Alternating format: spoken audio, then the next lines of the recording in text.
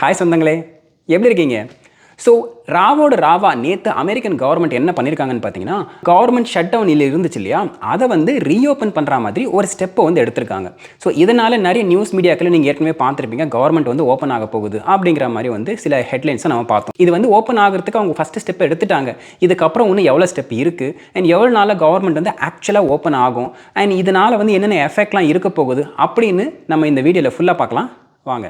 First விஷயம், இந்த government shut down வந்து இருக்கிறதுலே longest shut down in the history of the United States. ஏன்னா இதுக்கு முன்னாடி இருந்த ஷட் டவுன் பார்த்தீங்கன்னா, இதே ட்ரம்ப் அட்மினிஸ்ட்ரேஷனில் அவர் ஃபர்ஸ்ட் வாட்டி பிரசிடென்ட்டாக வந்தார் இல்லையா, அப்போ வந்து 35 நாளைக்கு இருந்துச்சு. அண்ட் இப்போ இந்த ஷட் டவுன் வந்து 41 நாள் இருந்துச்சு. ஸோ அதனால் இது வந்து longest shut down in history. And இதனால் பார்த்தீங்கன்னா நிறைய கான்சிக்வன்சஸ் வந்து இந்த கவர்மெண்ட் வந்து ஃபேஸ் பண்ணுச்சு.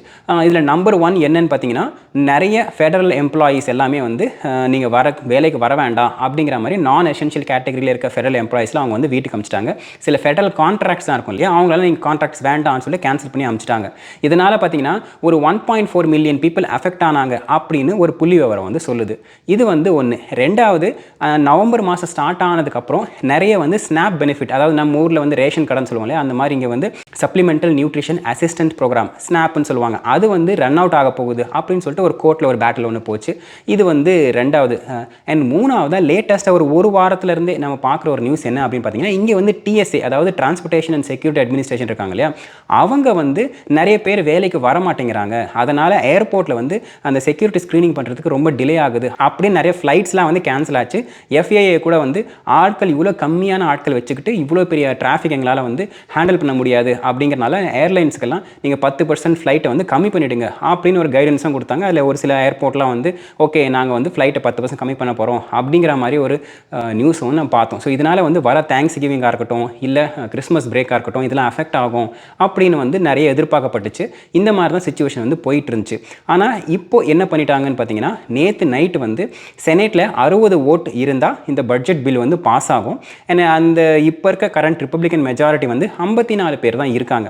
மீதி 6 ஓட்டு வந்து அடுத்த பார்ட்டிக்காரங்க தான் கொடுக்கணும். அதை தான் வந்து கொடுக்காம இவ்வளோ நாள் இழுத்தடிச்சிட்டு இருந்தாங்க. அது ஒரு ரீசனுக்காக நான் முதல்ல ஒரு வீடியோவில் சொல்லியிருப்பேன். அதில் வந்து என்ன காரணங்கள் அப்படின்னு சொல்லிட்டு அதை பார்க்காதவங்க இங்கே நான் லிங்க் கொடுக்குறேன், அங்கே போய் பாருங்கள். ஆக்சுவலாக அந்த மாதிரி இழுத்தடிச்சிட்டு இருக்கும்போது நேற்று வந்து இல்லைப்பா இது வந்து கொஞ்சம் கை மீறி போகுது அப்படின்னு என்ன பண்ணிட்டாங்கன்னா, ஒரு 6 பேர் நாங்கள் ஓட்டு போடுறோம் அப்படின்னு சொல்லிட்டு அவங்க ஓட்டு போட்டு அந்த செனேட்டில் இருக்க அந்த பட்ஜெட் பில்லை வந்து அவங்க பாஸ் பண்ணுறதுக்கு அலோவ் பண்ணிட்டாங்க. ஸோ இதுதான் வந்து ஃபஸ்ட்டு ஸ்டெப். சரி, செனேட்டில் என்ன பண்ணாங்க அப்படின்னு பார்த்தீங்கன்னா, இவங்க அந்த பட்ஜெட் பில்லை வந்து ஃபுல்லாக அடுத்த வருஷம் வரைக்கும் ஃபண்டு பண்ணுற மாதிரி ஓட்டு போட்டாங்களான்னு பார்த்தீங்கன்னா இல்லை. அவங்க என்ன பண்ணியிருக்காங்கன்னா, ஓகே எங்களுக்கு ஸ்டில் இன்னும் டிமாண்ட் வந்து இருக்குது, நீங்கள் வந்து இதுக்கு பேச்சுவார்த்தைக்கு வர மாட்டேங்கிறீங்க, ஆனாலும் கவர்மெண்ட் ஷட் டவுன் ஆகி ஸ்டாண்ட் ஸ்டில் ஆகிறது எங்களுக்கு பிடிக்கல அப்படின்னு சொல்லிட்டு ஒரு 6 பேர் என்ன பண்ணியிருக்காங்கன்னா, வர ஜான்வரி 30 வரைக்கும் கவர்மெண்ட்டை ஓப்பன் பண்ணி வைக்கிறதுக்கு என்னென்ன பட்ஜெட் இருக்கோ அதை நாங்கள் வந்து கண்டினியூங் ரெசல்யூஷன், இங்கே வந்து சிஆர்னு சொல்லுவாங்க, இன்ஃபேக்ட் வந்து ஒரு டெம்பரரி ரெசல்யூஷன் வச்சுக்கோங்களேன், அந்த டெம்பரரி ரெசல்யூஷன் மூலிமா அவங்க வந்து ஓட்டு போடுறதுக்கு அலோவ் பண்ணி இப்போ வந்து கவர்மெண்ட்டை ரீஓப்பன் பண்ணுறதுக்கு அவங்க வந்து ஸ்டெப் எடுத்திருக்காங்க.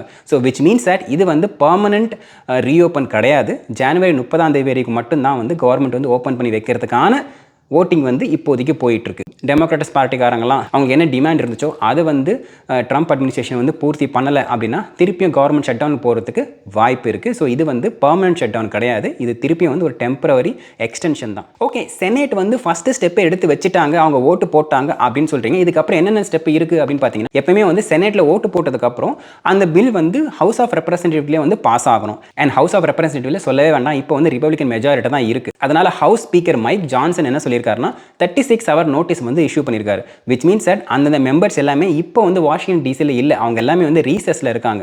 அதனால் 36 மணி நேரத்துக்குள்ளே நீங்கள் எல்லாம் இங்கே வந்து ஆஜராகிடணும் அப்படிங்கிற மாதிரி ஒரு நோட்டீஸ் வந்து பிறப்பிச்சிருக்காரு. அதனால் மெம்பர்ஸ் எல்லாம் அவங்க 36 மணி நேரத்துக்குள்ளே எங்கே இருந்தாலும் அங்கே வந்து ஓட்டு போகிறதுக்கு வந்துடணும் அப்படின்னு அர்த்தம். ஸோ இதை வச்சு பார்க்கும்போது மேக்ஸிமம் வெட்னஸ்டே இல்லை தேர்ஸ்டேக்குள்ளே இது ஹவுஸில் பாஸ் ஆகிட்டு அப்புறம் பிரசிடென்ட் டெஸ்க்கு வந்து சைனிங்க்கு போகும் அப்படின்னு எதிர்பார்க்கப்படுது. பிரசிடென்ட் ட்ரம்ப் வந்து சைன் போட்டார்னா அதுக்கப்புறம் வந்து ஃபண்டிங் ப்ரொவைட் ஆகிடும். அதுக்கப்புறம் கவர்மெண்ட் வந்து அஃபீஷியலாக ஓப்பன் ஆகிடும். ஸோ செனேட்டில் ஓட் பண்ண உடனே கவர்மெண்ட் ஆன் ஆகிடுச்சுன்னு அர்த்தம் கிடையாது. இன்னமும் வந்து கவர்மெண்ட் ஷட் டவுனில் தான் இருக்குது. பிரசிடென்ட் ட்ரம்ப் எப்போ சைன் பண்ணுறாரோ அப்போ தான் வந்து அஃபீஷியலாக கவர்மெண்ட் வந்து ஓப்பன் ஆகும்.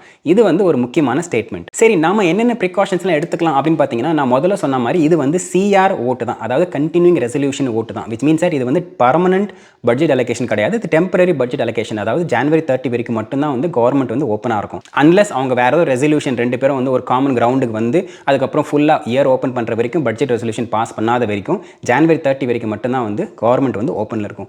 ஸோ நீங்கள் H1B ஃபைலிங் பண்ணணும், அதுக்கப்புறம் வந்து LCA ஃபைல் பண்ணணும். இந்த மாதிரி டிபார்ட்மெண்ட் ஆஃப் லேபர் சம்மந்தப்பட்ட ஏதோ ஒரு டாக்குமெண்ட் வந்து உங்களுக்கு பெண்டிங்கில் இருக்குது அப்படின்னா சீக்கிரமாக ஃபைல் பண்ணுறது ரொம்ப ரொம்ப மஸ்ட். ஏன்னா ஜனவரி 30க்கு அப்புறம் என்ன ஆகும்னு சொல்ல முடியாது. திருப்பியும் வந்து ஒரு இழுக்கிறதுக்கு வாய்ப்பும் இருக்குது. அதனால் இமிக்ரேஷன் ரிலேட்டடாக ஏதாவது உங்களுக்கு வந்து ஃபைலிங் பண்ணணும், அதுக்காக வெயிட் பண்ணிட்டு இருக்கீங்க அப்படின்னா உடனே அட்டார்னியை காண்டாக்ட் பண்ணி அவங்கள வந்து இமீடியட்டாக ஃபைல் பண்ண வைக்கிறது ரொம்ப நல்லது. ஏன்னா இந்த கவர்மெண்ட் ஓப்பன் ஆனதுக்கப்புறம் கூட உடனே உங்களுக்கு வந்து ஃபைல் பண்ண முடியாது. ஏன்னா அந்த ஏஜென்சி எல்லாம் வந்து திருப்பி மக்கள்லாம் கூப்பிடணும், அவங்க திருப்பி அப் அண்ட் ரன்னிங் ஆகணும், நிறைய பேக்லாக்ஸ் தான் இருக்கும். அதெல்லாம் பார்த்துட்டு தான் அவங்க என்ன பண்ணுவாங்கன்னா புதுசாக ஃபைல் பண்ணுறதுக்கு அவங்க வந்து ஸ்டெப் எடுப்பாங்க. ஸோ ஏற்கனவே வந்து டைம் கம்மியாக இருக்குது. அதனால் இந்த டைமை விடாமல் எவ்வளோ சீக்கிரம் ஃபைல் பண்ண முடியுமோ அவ்வளோ சீக்கிரம் ஃபைல் பண்ணுறது நல்லது. இதில் ஒரு நல்ல நியூஸ் என்னன்னு பார்த்தீங்கன்னா, கொஞ்ச நாளைக்கு முன்னாடி கூட டிபார்ட்மெண்ட் ஆஃப் லேபர் என்ன சொல்லியிருந்தாங்கன்னா, கவர்மெண்ட் ஷட் டவுனில் இருந்தாலும் நாங்கள் LCA ப்ராசஸ் வந்து ஸ்டாப் பண்ணாமல் கண்டினியூ பண்ணிட்டு தான் இருக்கோம் அப்படிங்கிற மாதிரி அவங்க வந்து சொல்லியிருந்தாங்க. விச் மீன்ஸ் தட் LCA வந்து அப்படியே கம்ப்ளீட்டாக ஸ்டாப் ஆகலை, அது வந்து கண்டினியூ தான் இருக்குது. ஆனால் முன்னாடி இருந்த மாதிரி இருக்கா அப்படின்னா அது ஒரு கேள்விக்குறி தான். ஏன்னா கொஞ்சம் வந்து லிமிடெட் ரிசோர்ஸ் வச்சு தான் அவங்க வந்து போயிட்டு இருக்கிறதுனால டிலேஸ் வந்து இருக்க தான் செய்யுது.